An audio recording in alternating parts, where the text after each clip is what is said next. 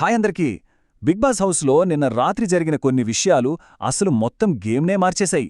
ముఖ్యంగా తనుజ రెండోసారి ఓటపీల్ చేయడం, ఆ తర్వాత ప్రేక్షకులడిగిన సూటి ప్రశ్నలు, మరి హౌస్లో ఒక్కసారిగా మారిపోయిన ఈక్వేషన్స్, ఇలా చాలా జరిగాయి. అయితే ఇన్ని జరుగుతున్నప్పుడు మనందరి మైండ్లో రెండు పెద్ద క్వశ్చన్స్ తిరుగుతున్నాయి. అసలు ఫైనలిస్ట్ ఎవరు? మరి ఈ వారం మధ్యలో ఎలిమినేట్ అయ్యేదెవరు?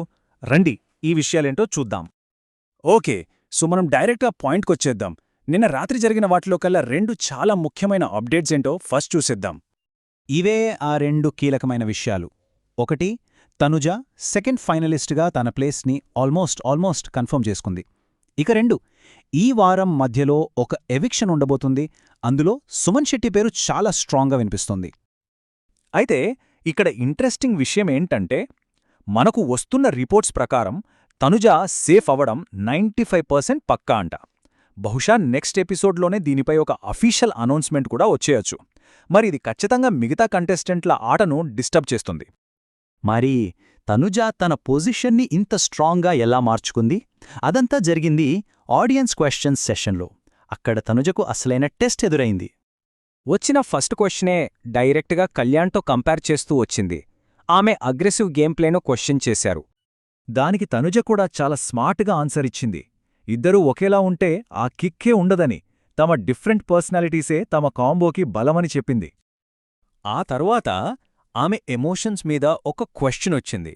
ఆమె ఏడుపు జెన్యూన్గా అనిపించట్లేదని ఒక ఆడియన్స్ డైరెక్ట్గా అనేశారు. దానికి ఆమె, నేను చాలా ఎమోషనల్, దానికి తోడు ఇక్కడ ఫ్యామిలీకి దూరంగా ఉండటం వల్ల ఆ రియాక్షన్స్ అలా వస్తున్నాయని ఒప్పుకుంది. ఇక క్వశ్చన్స్ కాస్త స్ట్రాటజీ వైపు టర్న్ అయ్యాయి. వైల్డ్ కార్డ్స్ వచ్చిన తరువాత భరణితో ఆమె రిలేషన్షిప్ గురించి అడిగారు. ఈ ఆన్సర్తో తనుజకి గేమ్ మీద ఎంత క్లారిటీ ఉందో అర్థమైపోతోంది. ఆ గ్యాప్ పర్సనల్ కాదని, కేవలం గేమ్లో ఒక సింపతి యాంగిల్ రాకూడదని తీసుకున్న స్ట్రాటజిక్ మూవ్ అని చాలా క్లియర్గా చెప్పింది. ఇక ఫైనల్గా వచ్చింది అస్సలైన టఫ్ క్వశ్చన్. నామినేషన్స్ అప్పుడు తనకు సపోర్ట్ లేదని ఎందుకన్నావని నిలదీశారు. దీనికి ఆమె తన పాయింట్ని చాలా వివరంగా చెప్పింది. తన ప్రాబ్లం హౌస్ సపోర్ట్ గురించి కాదని, పర్టిక్యులర్గా భరణి ఇమ్మాన్యుయల్తో కమ్యూనికేషన్ గ్యాప్ రావడం వల్లే అలా ఫీల్ అయ్యానని క్లారిఫై చేసింది. ఓకే, సో ఈ క్వశ్చన్ అండ్ ఆన్సర్ సెషన్ తర్వాత హౌస్లో ఏం జరిగింది? ఎలాంటి కొత్త ఈక్వేషన్స్ మొదలయ్యాయి? ఇప్పుడు చూద్దాం. ఆ సెషన్ అయిన వెంటనే ఇమ్మాన్యుయల్ తనుజ దగ్గరికి వెళ్లి తన కన్సర్న్ చెప్పాడు. మీ ఇద్దరి ఫ్రెండ్షిప్ వల్ల తన గేమ్కి నెగటివ్గా మారుతోందని ఫీల్ అవుతున్నట్టు చెప్పాడు. మరోవైపు ఇమ్మాన్యుయల్ డెమన్తో మాట్లాడుతూ ఒక మాట చెప్పాడు.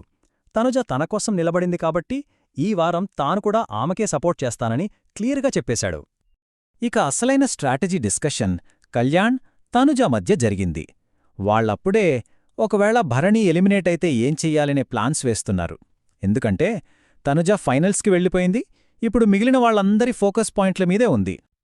సో ఇప్పుడు అందరి చూపు ఒకేదానిమీద పడింది. గేమ్ని మార్చేయగల భరణి పాయింట్స్ ఎవరికి వెళ్తాయి? ఆ పాయింట్స్ సంజనకి గాని ఇమ్మాన్యుయల్కి గాని వెళ్తాయా తప్ప తనకు రావని తనుజ అనుకుంటోంది. మరి ఈ పాయింట్స్ ఏ గ్రూప్కి వెళ్తే వాళ్లే స్ట్రాంగ్ అవుతారు? మరి ఇన్ని డిస్కషన్స్, స్ట్రాటజీల తర్వాత ఫైనల్గా ఇప్పుడు గేమ్ సిచ్యువేషన్ ఏంటి? సింపుల్గా చెప్పాలంటే ఇవి మనం గుర్తుంచుకోవాల్సినవి. తనుజ ఫైనలిస్ట్ అవ్వడం almost done. Suman Shetty danger జోన్లో ఉన్నారు. తనుజ ఆడియన్స్ క్వశ్చన్స్ని చాలా బాగా హ్యాండిల్ చేసింది. ఇక హౌస్ మొత్తం focus points, groups, next eliminations మీదకే షిఫ్ట్ అయిపోయింది. ఇక నుంచి ప్రతి ఓటు, ప్రతి పాయింట్ చాలా ఇంపార్టెంట్. మరిప్పుడు ఫైనల్గా మన ముందున్న అసలు ప్రశ్న ఇదే. తనుజ ప్లేస్ సేఫ్ అవ్వడం, హౌస్లో ఈక్వేషన్స్ ఇలా మారిపోవడంతో టైటిల్ గెలవడానికి ఇప్పుడు ఎవరికి బెస్ట్ ఛాన్స్ ఉంది? ఏమనుకుంటున్నారు?